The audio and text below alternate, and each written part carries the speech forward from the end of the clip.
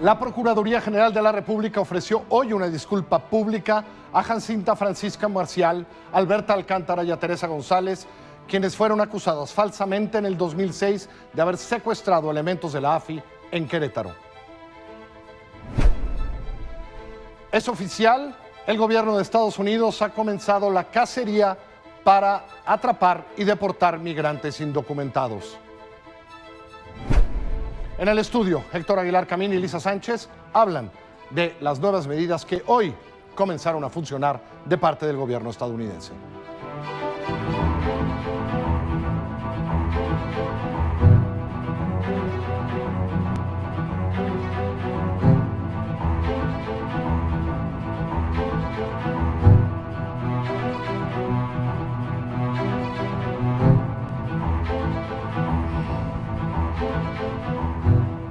Muy buenas noches, bienvenidos. Yo soy Carlos Puch. Esto es Milenio Televisión del martes 21 de febrero del 2017, el día que oficialmente arrancó la cacería de migrantes por parte del gobierno de Donald Trump. Pero hoy vamos a arrancar con un hecho histórico e inédito. Hoy la Procuraduría General de la República ofreció de manera pública una disculpa y reconoció la inocencia de 3 indígenas a las que acusó falsamente de secuestro y tráfico de drogas y a las que encarceló por años. En el 2006, la PGR culpó a Teresa González, a Jacinta Francisco Marcial y a Alberta Alcántara de haber secuestrado a 6 agentes de la AFI en Querétaro. Hoy, 11 años después, el procurador Raúl Cervantes les ofreció una disculpa pública e hizo una declaratoria de inocencia. Usted las conoce, hace 8 años que han pasado muchas veces ellas por aquí y sus abogados. Hoy, se lo dije ayer, fue un buen día para la justicia mexicana. Alejandro Madrigal nos trae la historia.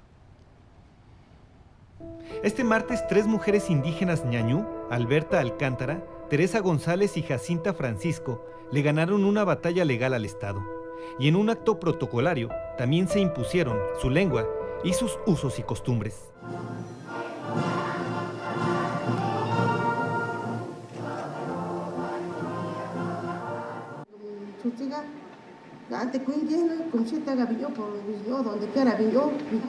Por eso no me daba miedo, porque no sabía que era un secuestro.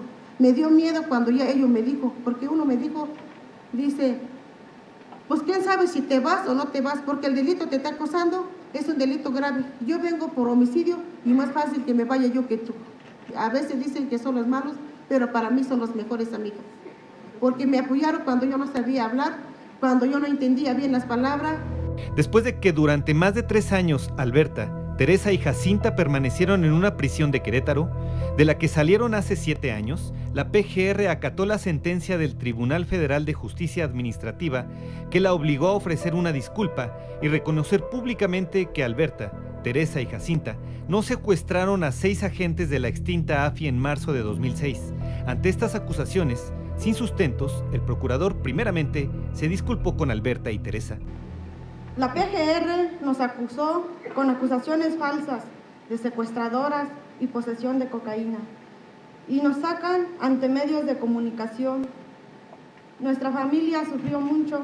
Esta disculpa pública es una gran victoria porque cierra estos 11 años de lucha. Tocamos muchas puertas, nadie nos hacía caso, hasta que nos encontramos con Derechos Humanos, Agustín Pro. No se queden callados, hablan, busquen a las organizaciones, siempre hay alguien que nos pueda ayudar. La PGR incurrió en una actividad indebida y generó con ello una afectación a su honor, a su propia imagen y a la represión generada en su comunidad respecto de ustedes. Por ello, sirva este acto para ofrecerles públicamente una disculpa en español y en ñañú como medio de reparación del daño.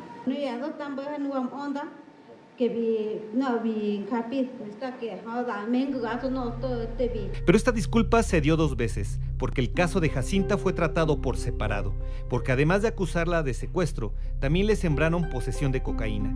En un auditorio lleno en el Museo de Antropología, el procurador se disculpó de nueva cuenta. En plena observancia a su demanda, sirva este acto para ofrecerle a Jacinta Francisco Marcial una disculpa pública por haber sido sujeto a un proceso penal por delitos que no se acreditaron tal y como lo ordenó el Tribunal Federal de Justicia Fiscal y Administrativa. Yo lloré en ese momento, porque yo lo que pensé, dije, pues yo qué hice para estar en este lugar, para sufrirme en este.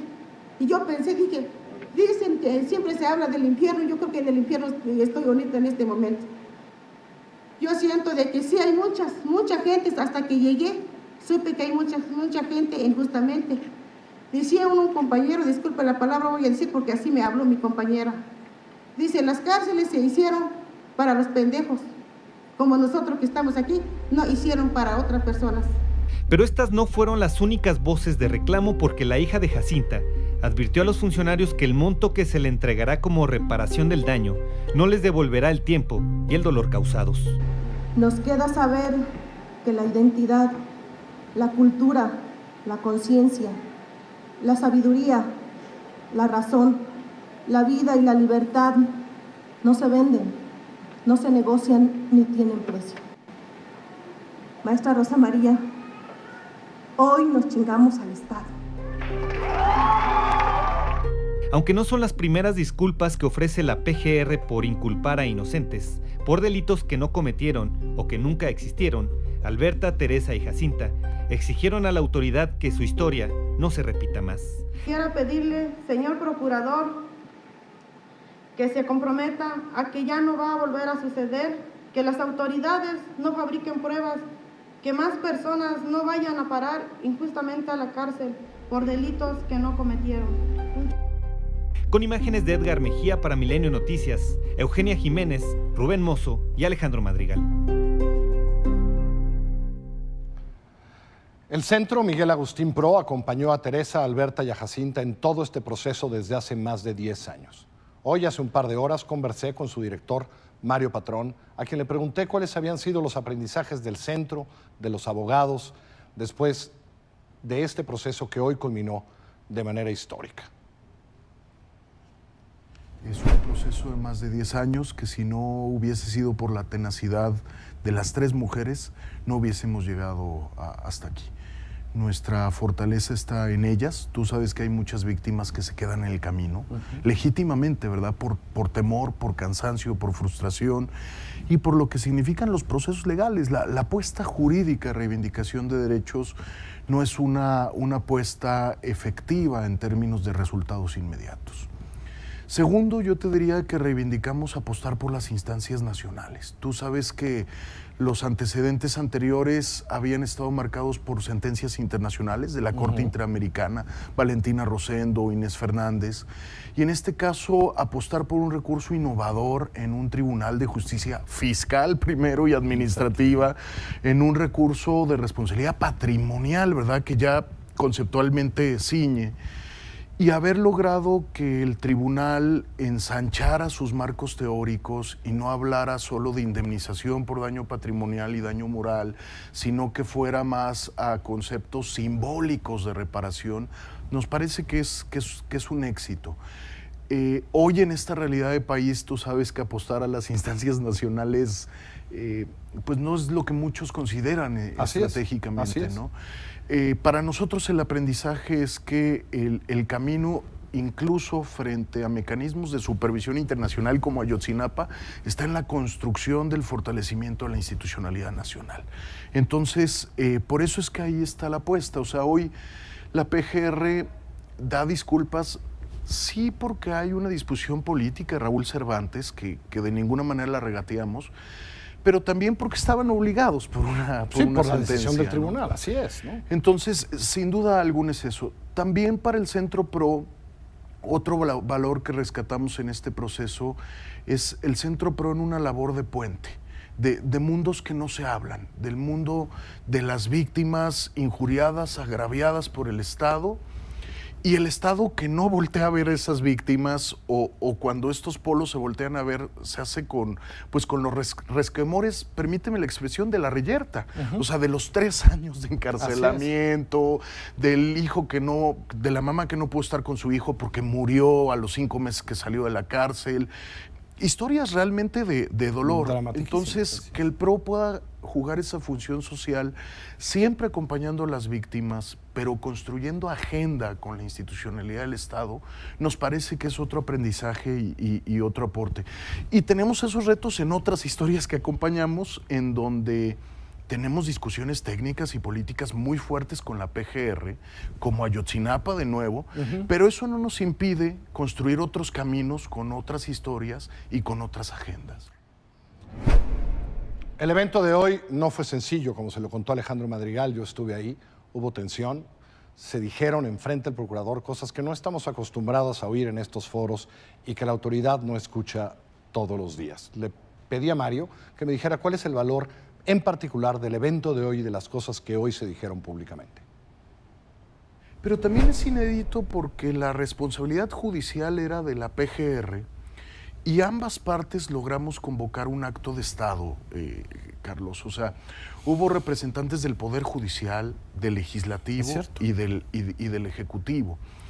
Por eso es que yo empiezo mi discurso agradeciendo la presencia, porque me parece que en eventos como estos hay aprendizajes para todos los poderes. O sea, sí, porque aquí hay un juez que fue tan responsable como el primer MP si tuviéramos que giró esa orden de controles aprehensión. judiciales adecuados, como lo dijo la ministra Sánchez Cordero. Sí, la historia de Jacinta Alberdi y Teresa termina la semana, ¿verdad? De su detención arbitraria.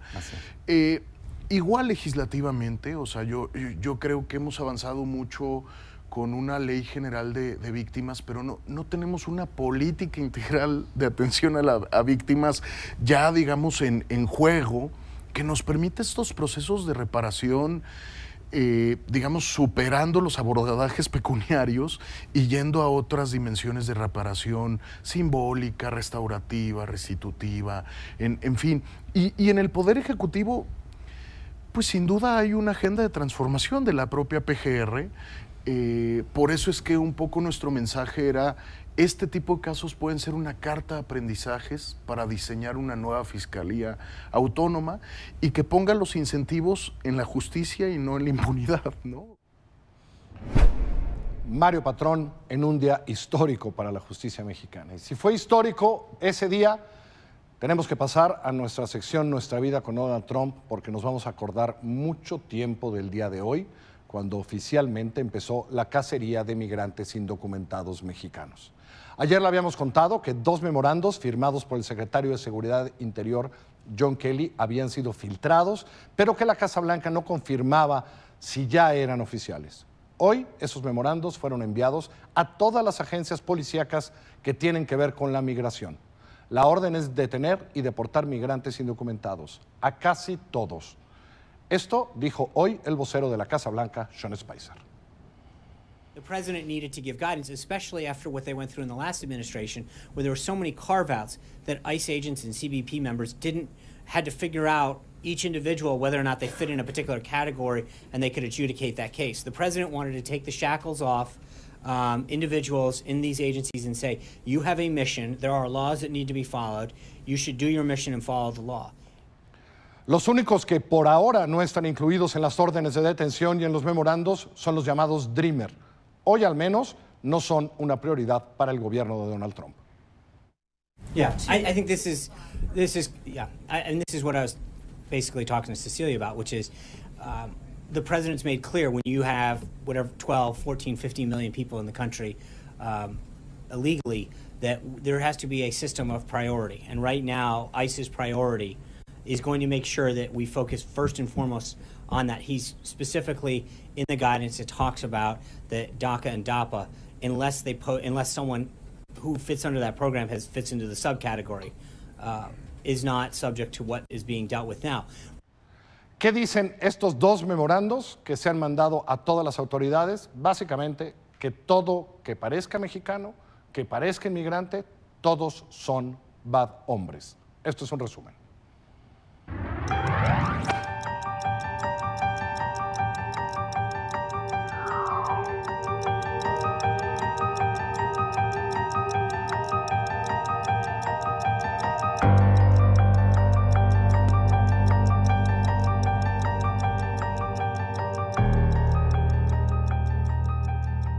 El terror contra los migrantes empezó esta mañana cuando las autoridades de Estados Unidos recibieron las reglas a seguir para poner en marcha las órdenes ejecutivas de Trump.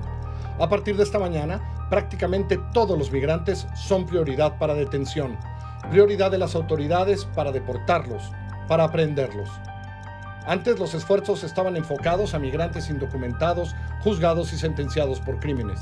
Hoy son prácticamente todos aquellos que estén en Estados Unidos de manera irregular, 11 millones de personas, 5.8 millones de mexicanos.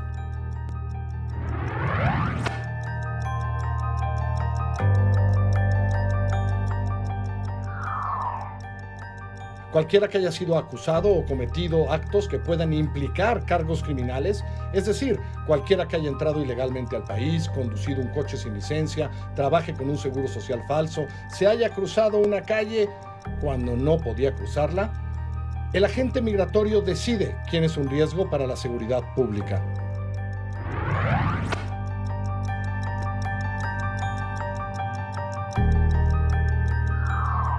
Para esto, la Policía Migratoria tendrá 3 veces más agentes, la patrulla fronteriza otros tantos.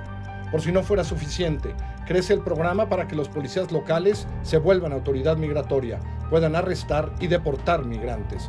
Ordena además visitar cárceles locales en busca de más personas sin documentos.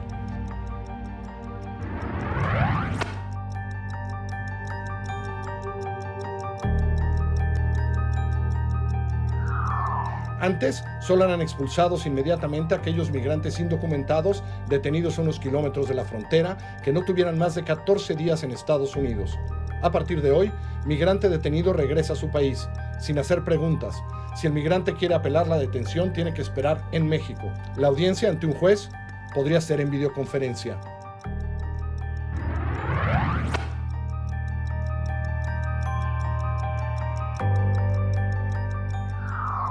Sobre los niños que migran solos, esos que en los últimos años han llegado por miles a Estados Unidos, las nuevas reglas cambian los criterios para considerar un menor como no acompañado.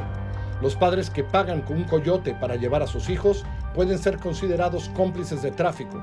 Por lo tanto, no solo deportados, sino ahora juzgados como traficantes.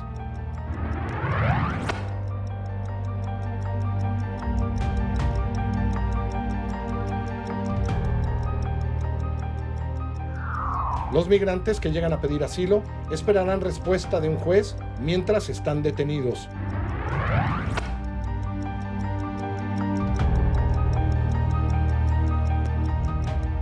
Trump crea además una nueva dependencia, VOICE, una oficina para víctimas de crímenes cometidos por migrantes que les dará información, entre otras cosas, sobre el estatus migratorio de quien haya cometido el crimen. La cacería ha comenzado.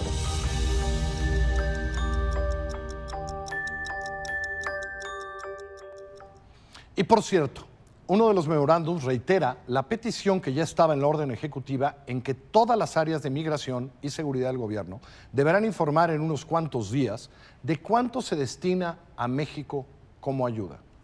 Debo confesarle que todavía no entiendo la razón, no lo dice, a lo que suena es extorsión. Hoy mismo el Departamento de Seguridad Interior informó que planea empezar la construcción del muro fronterizo con México en los enclaves del Paso en Texas, de Tucson en Arizona y del Centro en California.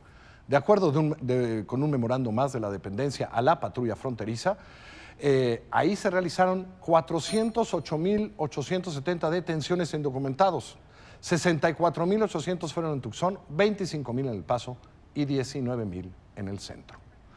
Frente a todo esto, todavía no tenemos embajador. Jerónimo Gutiérrez, nominado para ser el nuevo embajador de México en Estados Unidos, aseguró hoy a legisladores en este, digamos, un poco lento proceso para tener embajador, que los 2 memorandos migratorios de Donald Trump no obligan en nada a México y que estos solo corresponden al cumplimiento de la ley migratoria en Estados Unidos. Gutiérrez afirmó que se deben encontrar vías para que no haya más migración indocumentada, por lo que se requieren acuerdos que propicien la movilidad laboral. Nuevamente en relación a los memorandos de implementación que fueron comentados. Al punto que decía la senadora Cuevas, en efecto, la sección H.9 de uno de esos memorándums autoriza conforme a la legislación migratoria, al Departamento de Seguridad Interior hacer lo que usted ya mencionó en relación a las peticiones de asilo, autoriza al Departamento de Seguridad Interior, no obliga en forma alguna al Estado mexicano a hacerlo. Ese planteamiento que existe en ese memorándum, por supuesto, estará sujeto al cumplimiento de nuestro propio marco legal y de nuestros intereses. Para hablar de este día, el día que empezó la cacería, están aquí Héctor Aguilar Camín y Lisa Sánchez. En 2 minutos arrancamos esa conversación.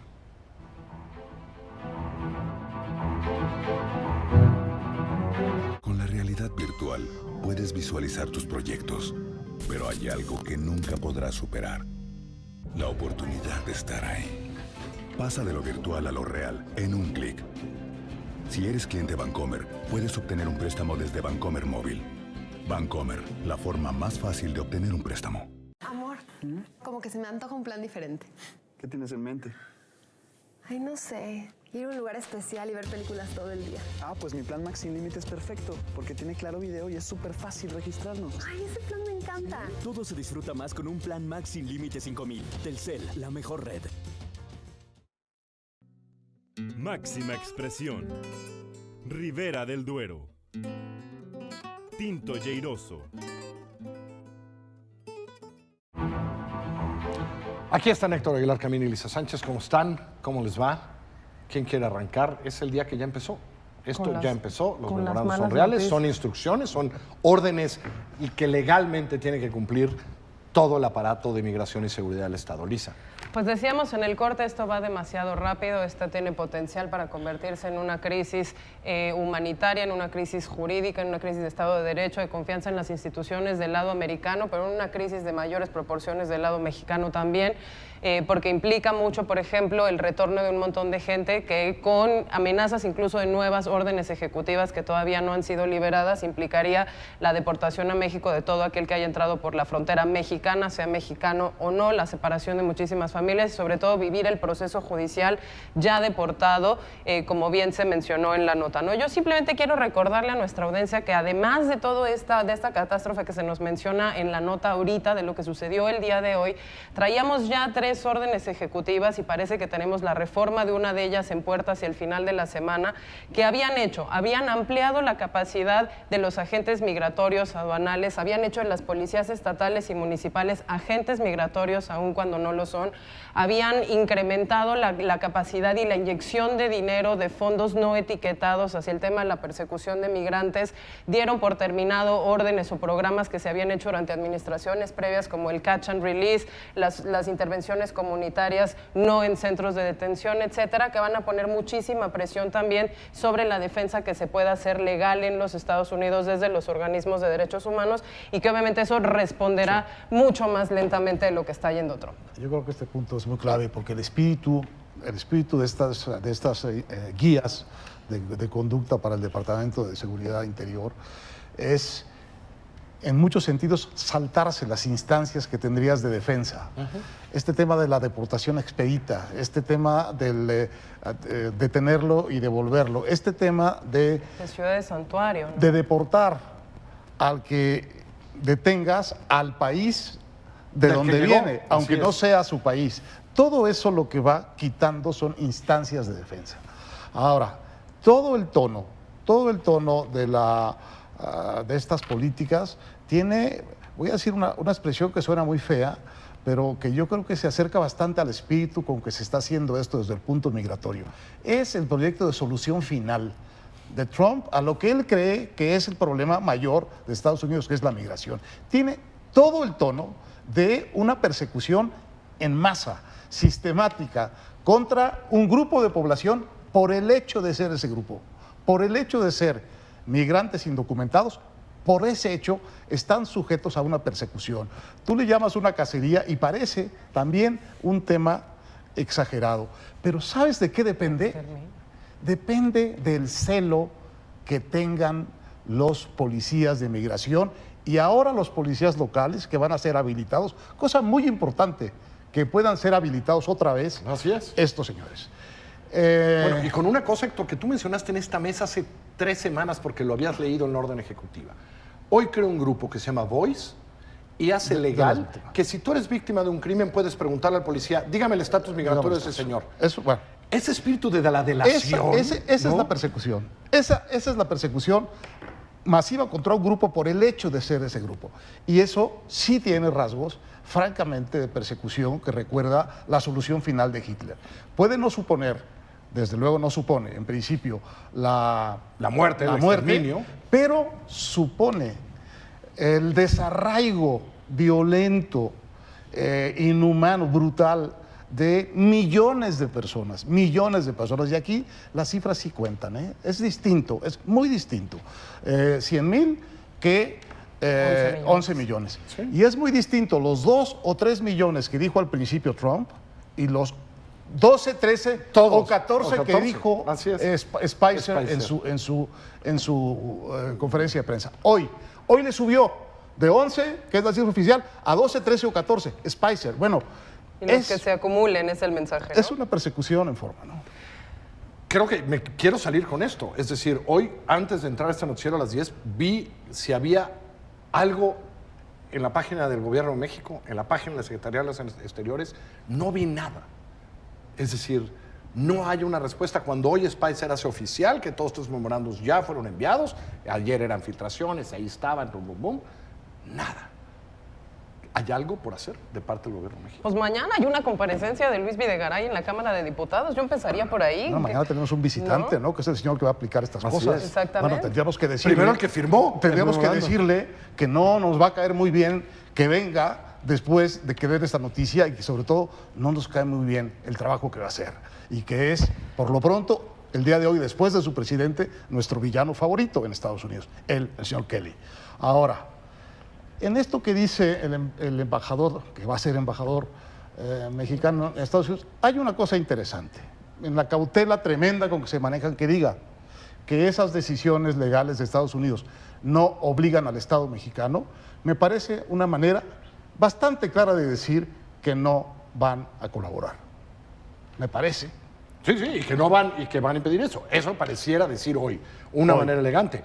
¿Dirías que mañana Luis Videgaray tendría que decir públicamente al señor Kelly esto? O es decir, que quedara públicamente claro que no nos gusta su trabajo, que es el segundo, ¿cómo lo dijiste? Que es el segundo villano favorito de México. A mí me parece que sí, que tenemos que explicitar de manera muy clara que México de ninguna manera va a aceptar esto como una política de vecindad, mucho menos para el trato y la seguridad y la integridad física incluso de los mexicanos en Estados Unidos. No veo necesariamente que esto vaya a ser la primera frase de nuestro canciller Videgaray, sin embargo, pues esperaría también un ejercicio de responsabilidad legislativa por parte del Congreso que lo llamó a comparecer. Preocupa muchísimo la expansión de esa criminalización, eso que mencionabas en la nota de los padres acusados de tráfico con el tema de los niños. Sin duda un tema que vamos a tener que seguir discutiendo. Si aquí habíamos dicho que el muro era un acto hostil, esto es un acto que se asemeja a la guerra. Y déjame, así como tú lo comparaste, este es un acto que es una declaración de guerra a toda la población indocumentada de Estados Unidos. Y donde hay muchísimos. Y ya dejamos afuera a los refugiados. Son solo 6 millones de mexicanos, solo 6. Ahí están. Hay 5 más que están sujetos a esta misma declaración. Y están hondureños y guatemaltecos. En fin, Héctor, gracias. Lisa, gracias. Y para salir, le cuento la segunda parte. Ayer le contamos el muro de la incongruencia. Este muro que hizo Ferrosur para controlar a los centroamericanos que se subían a su tren. Ayer le contamos lo que sufren los centroamericanos. Bueno, hoy le vamos a dar una buena parte de esa noticia. El pueblo donde se está construyendo ese muro, donde ya se construyó ese muro, quiere tirar el muro, porque ellos no tienen problema ni con el tren ni con los centroamericanos. La segunda parte de esta historia la tiene Vanessa Jo.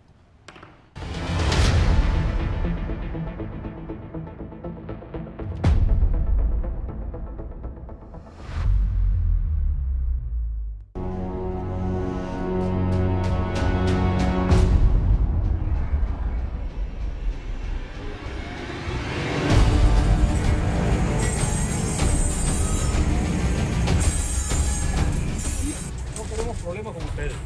Aquí la finalidad es lo queremos ahorita tu jefe.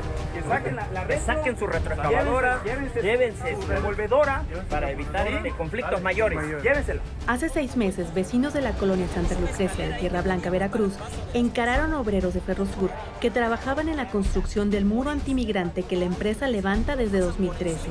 Queremos examinamos la malla y la quitamos entre todos. No, pues es que eso lo podemos hacer ahorita. Le tiramos todo el avance. Tráete la pulidora, compadre. Tráete la pulidora, ¿sale de una vez?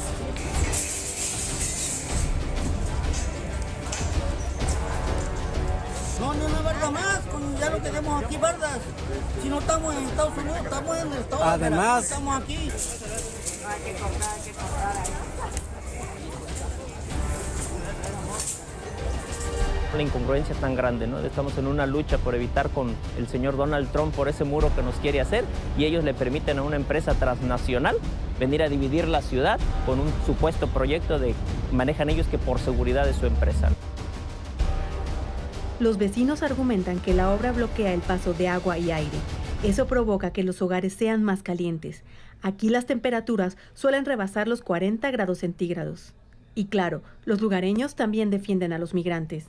Realmente es el muro de la vergüenza, el muro pues sí que está en contra del inmigrante, algo que pues todo el mundo sabemos que el inmigrante es un derecho que tiene de emigrar para buscar las mejoras de vida, ¿no? Para ellos mismos.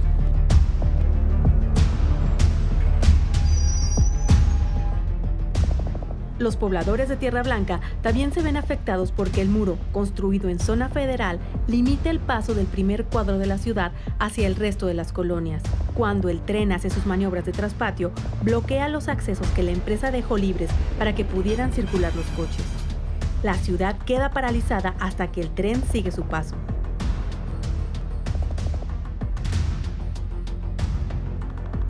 María Guadalupe Valderas es una de las habitantes afectadas por la construcción del muro de Ferrosur, empresa perteneciente a Grupo México que ganó en 1998 la licitación federal para operar por 100 años una red de más de 2.600 kilómetros de vía. La pared, mire, llegó ahí pegadito a mi baño. El muro topa con su propiedad y la casa tiene una puerta trasera que va a dar directo a las vías del tren. Estaba preocupada que de veras iban a tirar mi casa, porque decían que la iban a tirar, pero pues es lo que yo no sé. Yo tengo las escrituras de esta casa y que me iban a perdonar, que nada más llegaba hasta el baño, que ya si la barda seguía la iban a desquiviar. A diferencia de lo que vive María Guadalupe, en otras zonas de la ciudad, los vecinos ya se adaptaron y hasta aprovechan la presencia del muro. Pero los vecinos de la colonia Santa Lucrecia están decididos a no permitir que el muro se siga construyendo. Nosotros aún seguimos en la lucha porque Ferrosur sigue insistiendo en llevar a cabo la construcción de este muro.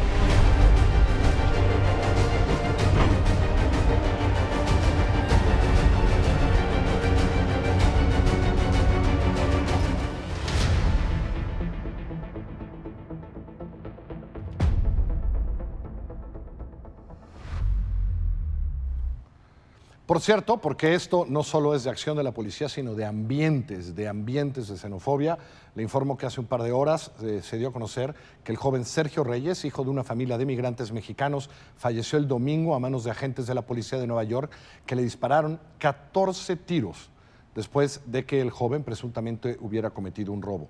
De acuerdo con informes de la Oficina Forense de la Ciudad de Nueva York, Reyes, de 18 años, presentó 14 heridas de bala en torso, extremidades, corazón, pulmones, aorta, médula espinal, hígado, estómago y huesos. Era un estudiante de preparatoria. Vamos a hacer una pausa. Cuando regresemos le hablo de tres eventos de violencia aquí en México y el resto de la información nacional. Volvemos. Con la realidad virtual puedes visualizar tus proyectos, pero hay algo que nunca podrás superar: la oportunidad de estar ahí. Pasa de lo virtual a lo real en un clic. Si eres cliente Bancomer, puedes obtener un préstamo desde Bancomer Móvil. Bancomer, la forma más fácil de obtener un préstamo. Siempre hay un camino que recorrer. Encuentra el tuyo y no te desvíes. Ponte cómodo y disfruta el paisaje. Mantente siempre adelante y no te detengas, ya que al final se encuentra tu libertad. Nuevo Jeep Grand Cherokee Summit Elite Platinum 2017. La SUV más lujosa que hemos creado. En México, cada día mueren 17 hombres por cáncer de próstata. Si tienes más de 40 años, hazte el examen. Te llevará unos minutos y puede salvar tu vida. En nuestro país, los hombres viven 5 años menos que las mujeres. Realízate un chequeo anual y vive más. Tenemos el nada honroso primer lugar en obesidad.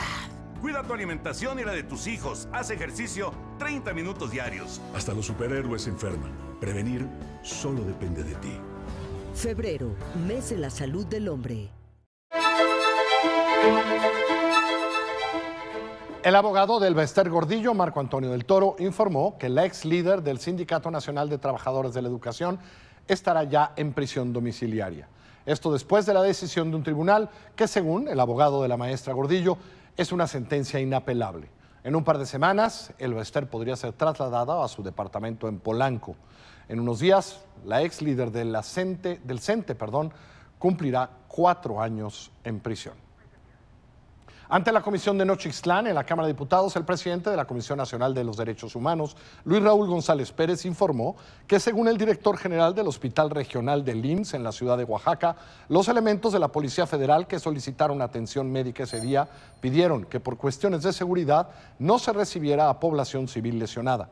Además, el ombudsman denunció que la integración del expediente ha enfrentado dificultades, como la indebida preservación del lugar de los hechos y que la evidencia no fue propiamente resguardada.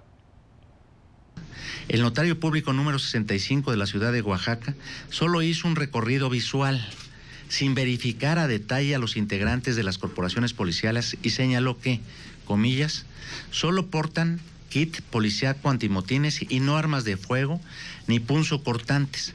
Asimismo, que inspeccionó los vehículos terrestres que tuvo a la vista, certificando que, comillas, en su interior no existían armas de fuego ni punzocortantes, se cierran las comillas. Sin embargo, se ha documentado que hubo elementos de las corporaciones estatales que acudieron armados al inicio del operativo. En Villa Juárez, en la comunidad de Nabolato, Sinaloa, esta mañana se reportó la llegada de hombres armados a bordo de 20 vehículos. Detuvieron un autobús de jornaleros, sacaron a los campesinos e incendiaron el vehículo.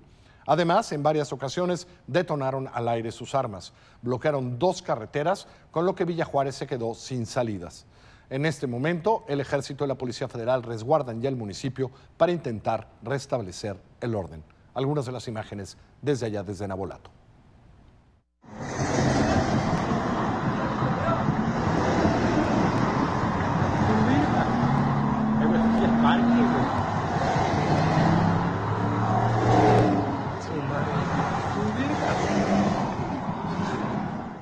En Reynosa, en Tamaulipas, también hubo violencia. Civiles armados y fuerzas federales se enfrentaron en 2 ocasiones.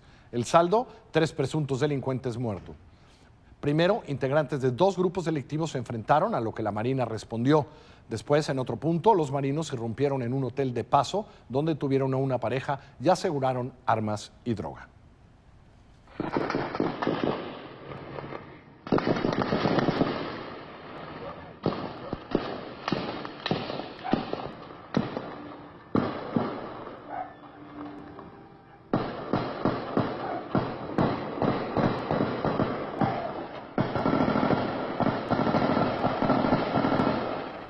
En Guerrero, durante las últimas 24 horas hubo al menos 8 personas muertas en distintas partes de la entidad.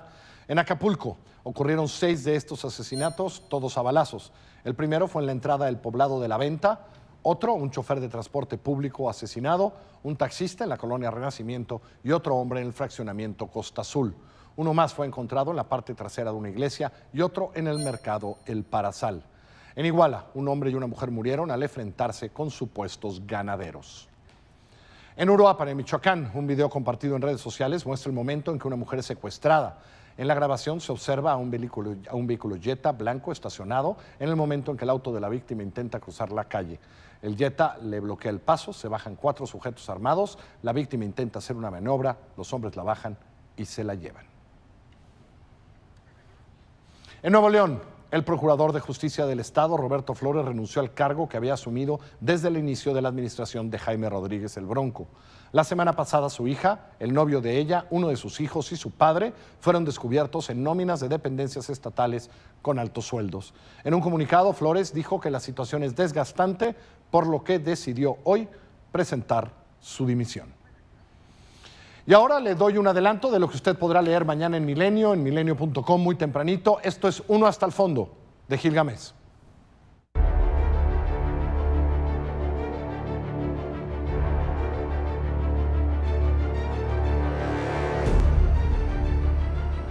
Ustedes no están para saberlo, pero Gil salió de la residencia oficial de Los Pinos pasadas las 9 de la noche. Pleno de información, es decir, con la cabeza bomba y bombo. Al borde de un ataque de nervios, no tanto por los graves asuntos de los que se enteró puertas adentro, sino porque estuvo encerrado con sus colegas más de 3 horas en el Salón Miguel de la Madrid, y no precisamente por culpa del presidente Peña, sino por las preguntas que le hacían. Así se reunió el presidente con más de 50 periodistas en 2 reuniones, una por la mañana, otra por la tarde, que se alargó hasta la noche mientras Gámez se mordía los nudillos de la desesperación. El secretario de Hacienda, José Antonio Meade, el director de Petróleos Mexicanos, José Antonio González Anaya, y el secretario de Energía, Pedro Joaquín Caldwell, acompañaron al presidente. El tema: el libre precio de la gasolina mediante una suavización, así lo dijeron, de los aumentos o decrementos alados por los precios del petróleo y de los combustibles en el mundo y por el tipo de cambio. Gil estuvo muy atento los primeros 4 minutos, lapso en el cual se llevó los dedos índice y pulgar al nacimiento de la nariz y caviló. ¿Y por qué rayos no suavizaron desde el principio? Porque más bien lo que hicieron fue endurecer, provocando una reacción de revuelta y motín.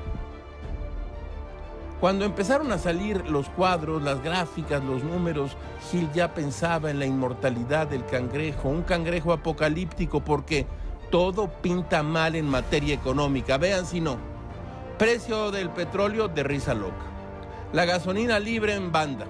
El tipo de cambio volátil a punto de pasar a la fase del vapor. En puerta, la muerte del Tratado de Libre Comercio. Las deportaciones y el clima antimexicano en Estados Unidos aumentarán y no se sabe qué podría pasar con las remesas. Un grito desgarrador se oyó en el amplísimo estudio. ¡Ay, mis hijos! Al borde del abismo. Todo es muy raro. Como diría Robert Louis Stevenson, el precio que tenemos que pagar por el dinero se paga con la libertad.